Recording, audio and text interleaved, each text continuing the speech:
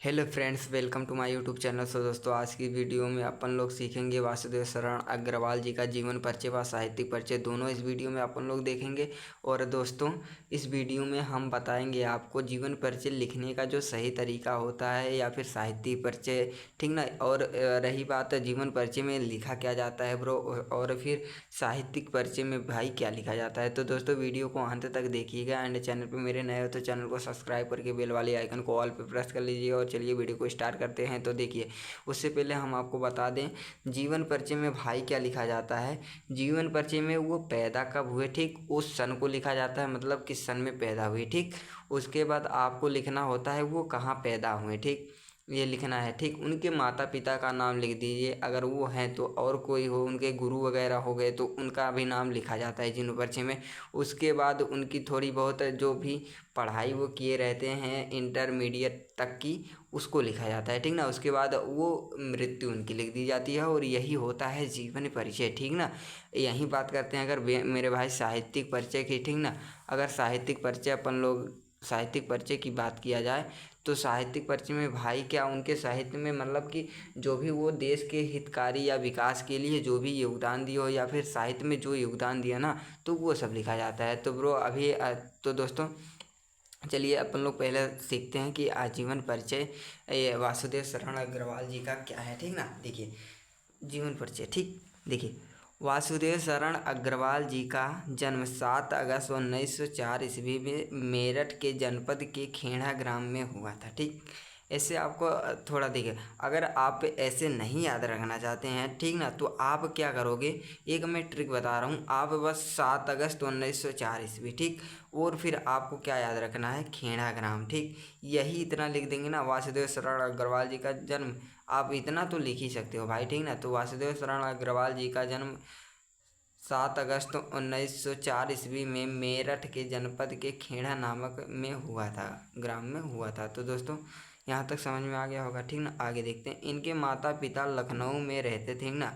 अब देखिए, यहाँ इनके माता पिता का नाम भी अपन लोग लिख सकते हैं अगर पता होगा तो, ठीक ना। तो देखिए, इनके, सॉरी, ये इन्हीं के लिखा है, ये गलत है, ठीक ना। इनके माता पिता लखनऊ में रहते थे।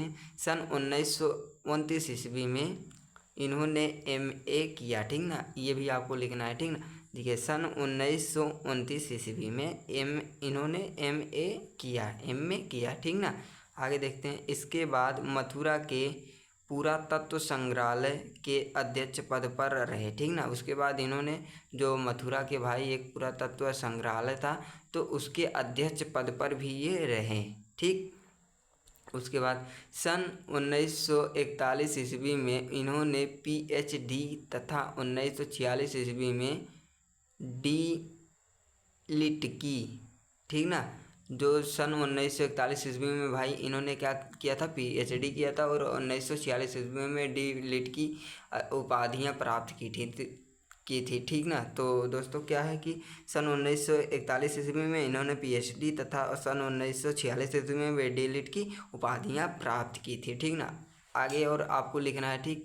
देखिए, इन्होंने भारतीय पुरातत्व विभाग के अध्यक्ष पद का कार्य बड़ी प्रतिष्ठा और सफलतापूर्वक किया, ठीक। यहाँ तक आप लिख देंगे ना भाई, तो आपके पूरे मार्क्स मिल जाएंगे। देखिए, अगर जीवन परिचय पूछता है तो यहाँ तक लिखिए। उसके बाद आपको उनके मृत्यु दर लिखनी है, मतलब उनकी मृत्यु कब हुई, ठीक ना, उसको लिख देंगे। उसके बाद मैं यहाँ साहित्यिक परिचय हेडिंग डाल दूँ, क्योंकि आपको साहित्य में भी लिखना है, तो मैं एक ही बार में बताना चाहता था, ठीक ना। तो साहित्य में मैंने इनकी मृत्यु लिखी है, ठीक ना।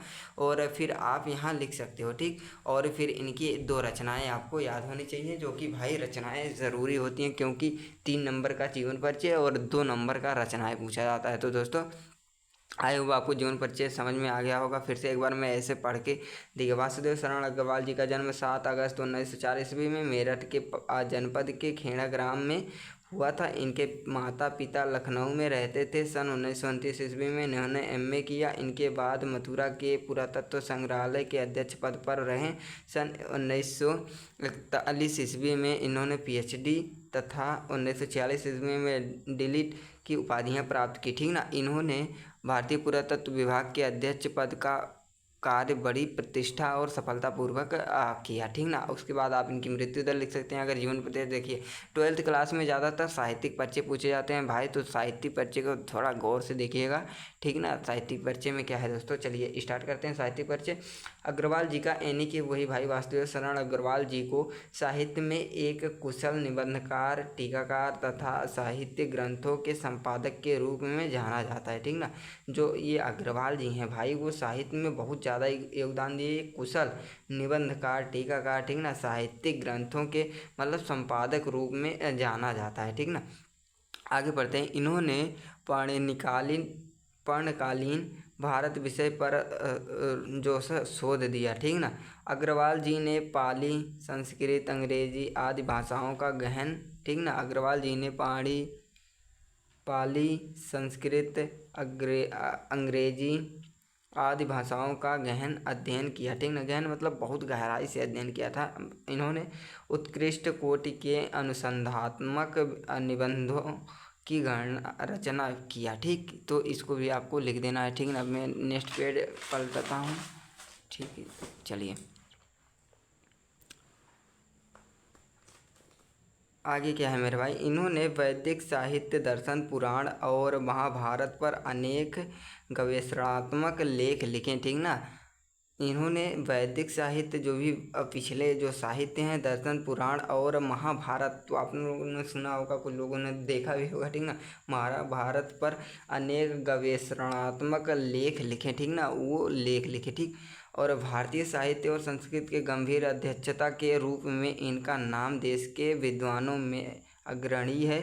सन 1967 ईस्वी में हिंदी के इस महान साहित्यकार का निधन हो गया, ठीक ना। तो भाई इनकी मृत्यु दर भाई आपको इम्पोर्टेंट है और इसको याद ही रखना, तो मैंने ब्लैक से लिखा है, ठीक ना। तो जीवन परिचय में आप इसको भी अंत में लिख सकते हैं, ठीक। और फिर मैंने यहाँ पे लिख रखा है, ठीक।